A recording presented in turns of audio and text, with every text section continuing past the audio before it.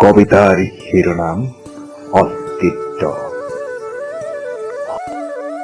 সময়ৰ বুকুৰে সময় বাগৰে, সময়ৰ বুকুৰে সময় বাগৰে।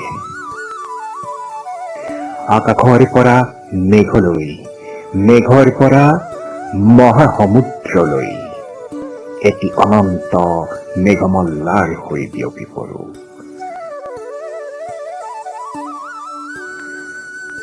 মই মোক ক'ত বিচৰা নাই, বুঢ়া লুইতৰ ভৰণ বুকুত, আৰলেঙৰ গিৰিকন্দৰত, ৰুৱতী পথাৰত।